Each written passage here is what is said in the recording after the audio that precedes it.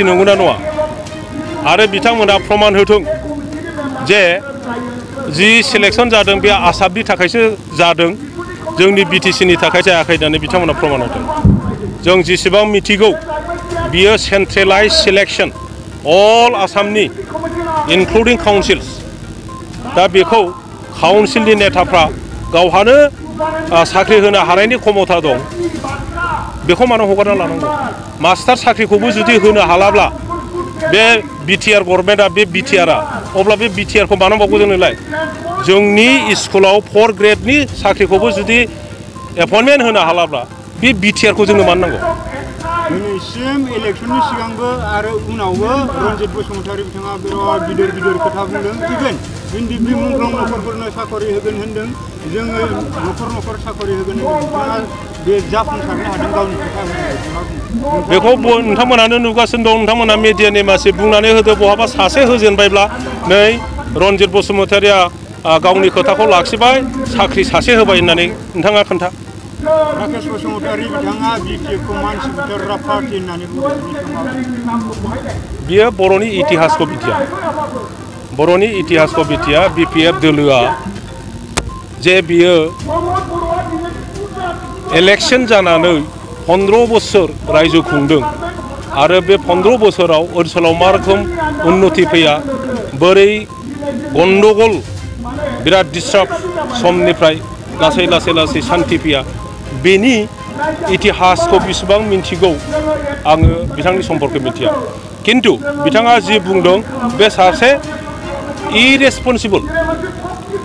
पार्सननि बियो खोथा मस्ट इरेसपन्सिबल पार्सननि बियो स्टेटमेन्ट बे समाव बिटिसिआव बिटिएफ दोलोखौनो रायजो राजाफोरा अनसायफिनदों फैबाय थानाय समाव नोंथांमोना बिटिसि हालामनि थागिबिफोरनि थाखाय मा खामानि मावनो थागथियारि खालामदों बोरैबा सरकाराव फैगोन आरो बिटिआर हालामनि बा बिटिसि हालामनि रायजोफोरखौ बोरै अनसायफिनगोन जोङो रायजोनि खाथियाव थांगोन जोङो गासैबो बिटिसिनि अबस्थानि सम्पर्के जोङो बुंगोन बिथांमोना बुजिगोन जोङो जुदि पावाराव फैयो आगोलाव जेरैबायदि शून्यनिफ्राय दानि अबस्थासिम जों लाबोनो हादों जोंनि जायगायाव स्कुल गंसे थिं गोनां गैयामोन बेखौ मानो बावजोबखो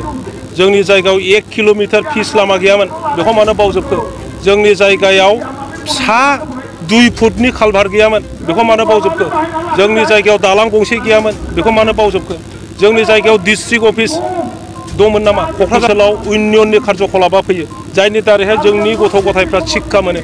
बिदि जोंनाव सिस्टेम दं माबा दंमोन नामा प्रशासननि बेबस्था दंमोन नामा जों दिनै बेफोरखौ गासैबो सिजोल खालामजोब्बाय मोनबै डिस्ट्रिक्टआव जों रानबाय साब डिभिजन 10टा साब डिभिजनाव जों रानबाय सिस्टेमा फैबाय अबस्था फैबाय प्रशासन फैबाय बिनि दारैसोना स्कुल कलेज जोंनि जायगायाव फैबाय हस्पिटाल जोंनि जायगायाव फैबाय एग्रिकालचारनि जि इरिगेसन सिस्टेमनिफ्राय आरम्भ खालामनानै कृषकफोरनो मा सहाय सहযোगिता नांगौ मा नांगौ हासारनिफ्राय लानानै गोदान टेक्न'लजि बाहाय लाबोनो हाबाय जों बेबायदिनिफ्रायसो लाबोदों गतिके बेनिफ्राय आरोबाव गोजौआव थांनो बेनिफ्राय साबसिन जोंनि हेल्थ कन्डिशनखौ फोसाबनो जोंनि एडुकेसन अबस्थाखौ आरोबाव फोसाबनो जोंनि सामाजिक अबस्थाखौ फोसाबनो अर्थनैतिक अबस्थाखौ फोसाबनो बेनि बेबस्थाफोरखौ जोङो गभर्नमेन्ट फैयोब्ला आरो साबसिन खामानि मावलांगोन जोबनाय बेलायाव राजखान्थि दोलोफोरा नोंथांखौ बिजेपि दोलोआव थांसिगोन होनना गोबां बानजायनाय खोनादों बेसेबां सैथो नोंथांनि चिरां दुवारसा आंनि समस्तिया आंनि न' नंगौना नङा CMआ कंग्रेसनियानो जाथों बिजेपिनियानो जाथों चिफ मिनिस्टारा चिफ मिनिस्टार बियो हेड अफ दि स्टेट बयनिबो थाखाय चिफ मिनिस्टार बिथाङा आंनि न'आव फैदों आङो बिथांखौ लोगो हमनो थांनायाव ना UPPLनाव सोंगोन ना आंनि पार्टिनि मानसिफोरनाव सोंगोन आं सासे नेता बिथाङा सासे नेता 15 बोसोर आंनि राजनैतिक खालामनाय समावहाय बिथांजों अथ'प्रथ' सान हर जोङो रायलायनानै खामानि मावबोदों बिथाङा आंनि न'आव फैदों आं बिथांखौ रायलायनांगोन ना रायलायनाङा बिथांनो साहा कापसे दै ग्लाससे होनाया आंनि दायित्व नंगौना नङा बे ओनसोलनि समस्या बाहाय मा नांगौ नाङा ब्रिफ खालामनाया आंनि दायित्व नंगौना नङा दिनै गोदान सरकार जादों गोदान नेताफोर फैदों होननानै बिसोरनि सायाव आं सोनारनानै थानाया बे जाम्बा जागोन ना सियारनि खामानि जागोन गतिके आं बिथांखौ लोगो हमदों बे खारनाव बिजेपियाव थांनायनि थाखाय आं बेखौ लोगो हमाखै जोंनि जायगायाव फैदों आंनि न'आव फैदों बे हिसाबै मान सन्मानै बिथांखौ लोगो हमनानै जोंनि जायगानि समस्यानि प्रति बिथांनो आङो माबा खालामदों ब्रिफ खालामदों जोबनाय बेलायाव नोंथांमोनखौथ' दिनै बर' रायजो राजाफोरा अनसायखादों बिपिएफ सापर्टारफोरखौ मा अननाय बावहरगोन माबोरै बरायगोन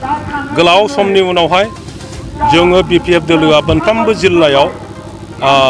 बयबो रायजो राजाफोरजों इन्टारेक्शन प्रग्राम लादों आरो बिसेसकै वार्कार मिट खालामदों बेनि उनाव जोङो ब्लक ब्लक हाबगोन प्राइमारि हाबगोन 1 बोसोरनि बारा जाबाय लोगो मोनलायिया मोनफ्रोमबो ओनसोलावनो मा जोङो बर'फोरखौबो साख्रि मोननांगौआ दिगदारि दंसै आसामाव थांबाय नालाय जोङो 10%ल' मोनगोन आसामनि कन्टेक्सआवसो जोंखौ होगोन आसामाव जोङो ट्राइबेलफ्रा 10%ल' मोनो आरो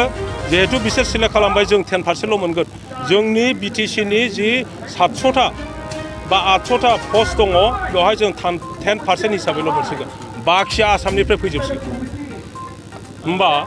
बे बिटिआरनि नेताफ्रा इलेक्शन समाव परिबर्तननि खोथा बुंनानै न'खर साख्रि होगोन होननायनि बिनि खोथाखौ बोरै लाखिबावनो बिसोरलाय जोंनि रायजो राजाफ्रा बिराद साफार जासिगोन नोंथाङा बे सोरखारखौ मा जाजानो एबा मा खालामजानो लुबैयो बिटिसिनि पावार एन्ड फांसनखौ जुदि बारायनानै लाबोनो रोङा अब्ला जेरै दंमोन ओरै दोन जेरै दंमोन ओरैनो लाखिनांगौ आरो बिटिसिखौ बिदिनो सालायलांनांगौ बिटिसिनि हेड जायखौ चिफ होनना बुङो बियो केबिनेट रेंकनिमोन डेपुटि चिफ आंमोन 15 बोसोर आं केबिनेट रेंकनिमोन इएमफ्रा गासिबो स्टेट मिनिस्टारनि रेंकनिमोन स्पिकार जोंहा केबिनेट रेंकनिमोन नाथाय दिनै बिथांमोना बिराद पावार मोनबाय बिटिसिनि ओरै होननाय मानसिफ्रा दिनै प्रमद बर'आल' केबिनेट रेंक बेबो नटिफिकेसन गोदान होजादों आरो डेपुटि चिफआ जेबो रेंकबो गैया इएमफ्रा जेबो रेंक गैया ओंखायनो डिसि बिथांमोनहा सार होननांगौ डिसिआ बिसोरखौ पात्ता होआ बे समाव फेरेंगा बसुमतारी बिथाङा बुंदों बे थार्ड ग्रेड 4 ग्रेडआ बिटिसिनि साकरि नङा आसामनि सोरना बेयाव मा जुदि आसामनि सोरबा क'क्राझाराव मानो सिलेक्ट खालामफैखो क'क्राझारा बिटिसि नंगौना नङा आरो बिथांमोना प्रमान होथों जे जि सिलेक्शन जादों बे आसामनि थाखायसो जादों जोंनि बिटिसिनि थाखाय जायाखै होननानै बिथांमोना प्रमान होथों जों जेसेबां मिथिगौ बियो सेन्ट्रेलाइज सिलेक्शन अल आसामनि इनक्लुडिं काउन्सिल्स दा बेखौ काउन्सिलनि नेताफ्रा गावहानो साख्रि होनो हानायनि क्षमता दं बेखौ मानो हगारना लानांगौ मास्टार साख्रिखौबो जुदि होनो हालाब्ला बे बिटिआर गभर्नमेन्टआ बे बिटिआरआ अब्ला बे बिटिआरखौ मानो नांबावगौ जोंनोलाय जोंनि स्कुलाव 4 ग्रेडनि साख्रिखौबो जुदि एपइन्टमेन्ट होनो हालाब्ला बे बिटिआरखौ जोंनो मानो नांगौ दिनैसिम इलेक्शननि सिगांबो आरो उनावबो रन्जित बसुमतारी बिथाङा बिराद गिदिर खोथा बुंदों इभेन इन्दिबि मुंख्लं नखरफोरनो साकरि होगोन होनदों जोङो नखर साकरि होगोन बे जाफुंसारनो हादों गावनि खोथा होननाय बेखौ नोंथांमोनानो नुगासिनो आं बिथांखौ लोगो हमदों बे खारनाव बिजेपियाव थांनायनि थाखाय आं बेखौ लोगो हमाखै जोंनि जायगायाव फैदों आंनि न'आव फैदों बे हिसाबै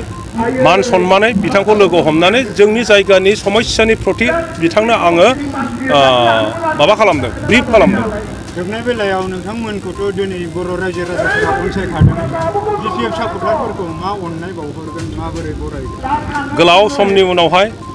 जोङो बिपिएफ दोलोआ मोनफ्रोमबो जिल्लायाव बयबो रायजो राजाफोरजों इन्टारेक्शन प्रग्राम लादों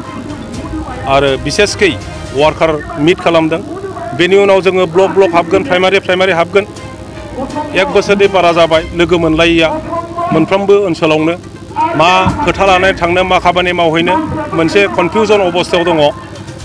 दा रायजो राजाफोरनिसिम आंना अनुर'धआ बेनो जे मानो सिरि थाखो होननानै साननानै लानो नाङा बिपिएफआ गैला नामा होननानै साननो नाङा बिपिएफ नेताफ्रा मा जेबो खामानि मावनाय नंला नामा होननानै साननो नाङा राजनितिकआव जेननाय आरो देरहानायबो थायो जों जेनबाय जेबा एसे समखौ जोङो सिरि थाथ'नाया मोजां बेनिफ्राय जोंनि जि उइकनेस बे उइकनेसखौ नायनानै